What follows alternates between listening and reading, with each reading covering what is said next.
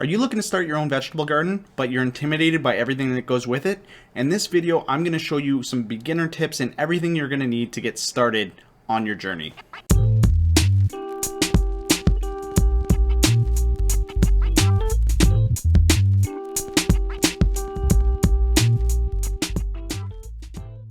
What's going on, everybody? In today's video, we're talking gardens. I've recently become obsessed with a new method of gardening, which I will get into shortly. We're going to give you the bases that you're going to need for any beginner to start gardening and have the confidence to go out there and plant. Without further ado, let's get into the video. Before we get into this journey, you're going to need a couple of things. You're going to need something to write with, pen or pencil. You're going to need a piece of paper or a notebook like I have here. And you're probably going to need a refreshment because it could take a while. Oh, also you're going to need something to Google on, whether it's a computer or a phone. I track things in this notebook like my lawn size, and it will be used to track things that I do to my lawn, but we're talking gardens today. So to get started, we're going to look at a couple of things that we need to know in order to properly plan our vegetable garden.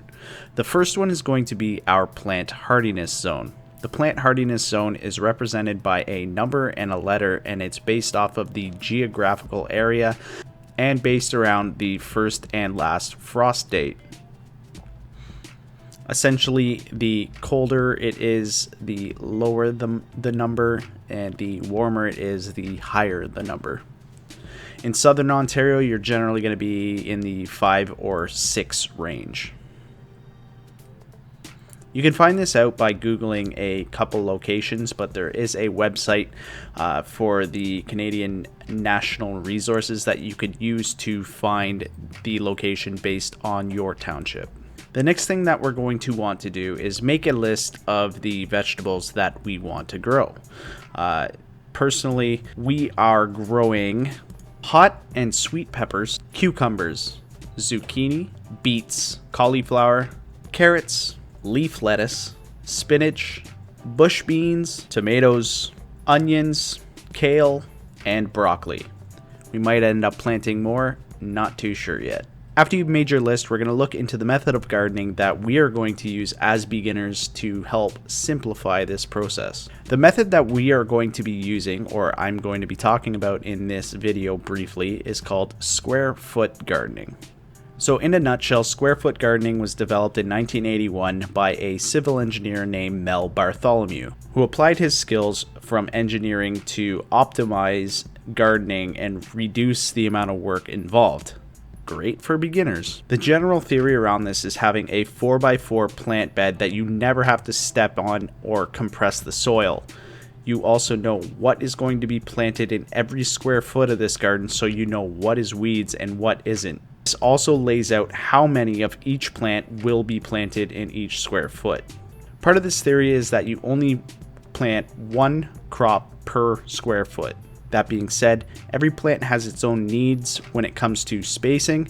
That is why this method will also be super helpful, because it tells you how much of each plant you can plant in a square foot. Just as a brief example, you can plant one tomato plant per square foot. You can plant one pepper per square foot. You can plant 4 bush beans per 1 square foot. You can plant 2 kale per 1 square foot. And you can plant up to 16 carrots per 1 square foot. After looking into square foot gardening, we're going to decide whether we want to direct sow seeds into the soil or if we want to plant seedlings. In my case, I'm going to plant seedlings. I'm going to start my plants inside and or buy them at the store when it comes to the planting date, and I will plant them in the square foot garden. If you are choosing to direct sow your seeds into the soil, there's a nifty little tool called a seeding square. This was featured on Dragon's Den, and it actually follows the square foot gardening method.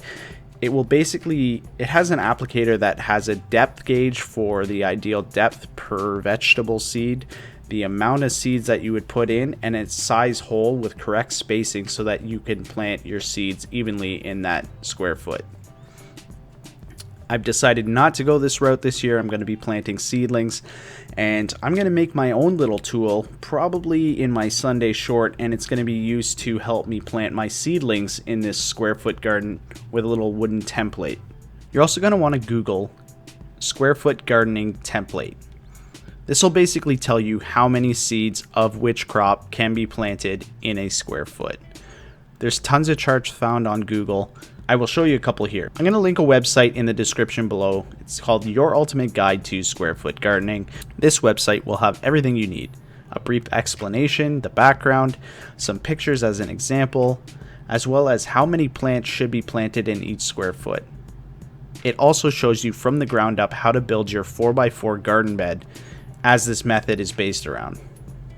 I'm not building a 4x4 garden bed. I'm going to use the garden that I created last year, and I'm just going to adapt the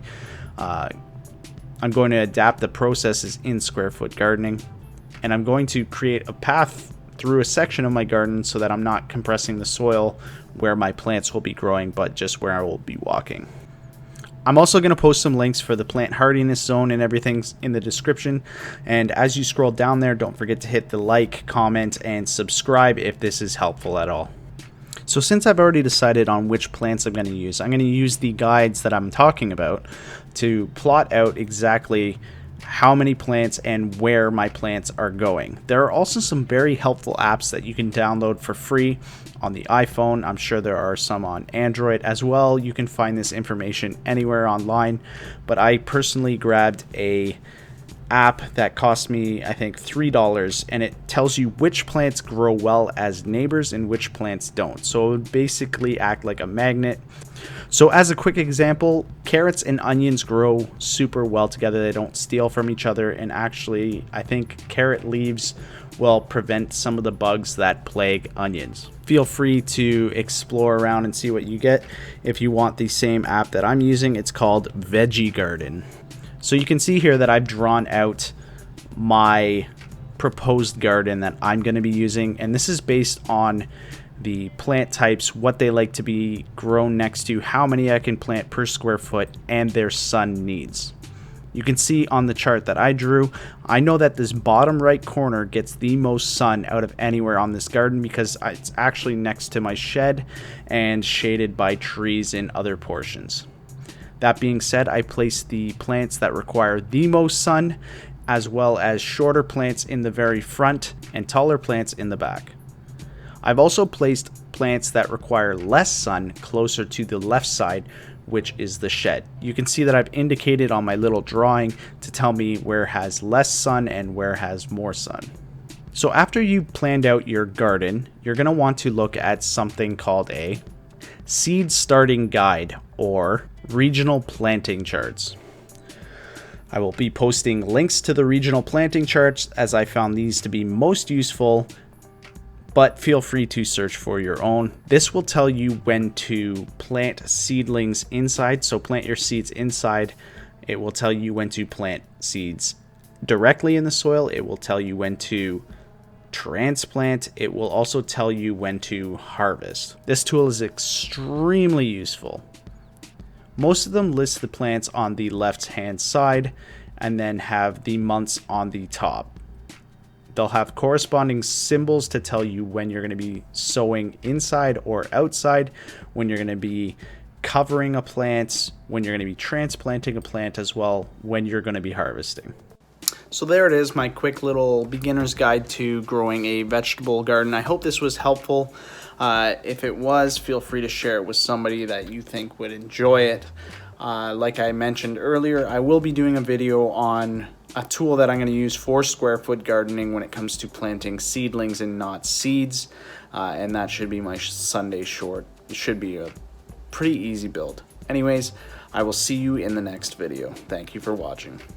You can see here my most recent video in the top left hand corner, a related video that I think you might enjoy in the bottom left, and don't forget to subscribe with the round icon containing my face on the right.